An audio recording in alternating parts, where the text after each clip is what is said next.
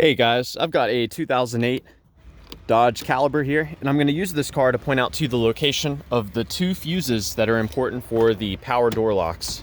I'm also going to give you some troubleshooting steps for the locks and the windows.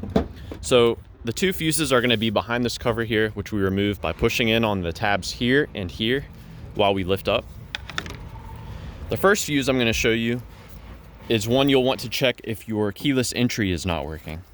So we've got a 10 amp fuse right here. This provides power to the antenna for the keyless entry. The second fuse for us to check is this 10 amp fuse. Power from this fuse provides power to the cluster, which is the module that controls the power locks. Now the power windows are not fused. They just receive power directly from the totally integrated power module. Now one thing we can do for testing out the switch here is before we start popping off door panels and replacing switches and stuff, I like to hold a button down or hold it in a certain position and then start opening and closing the door.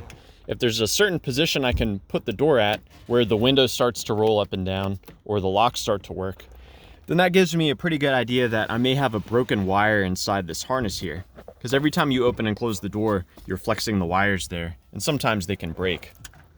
Beyond that, if your fuses are good and the car doesn't work regardless of how open or closed the door is, pretty much the next thing to do is to pop off door panels and start checking to see if you're getting voltage to the power window motor. You can also pop in a new switch and see if it works after that. So yeah, hopefully this is helpful for you. Please let me know if you have any questions, or more importantly, any advice about troubleshooting the power locks or the power windows on your Dodge Caliber.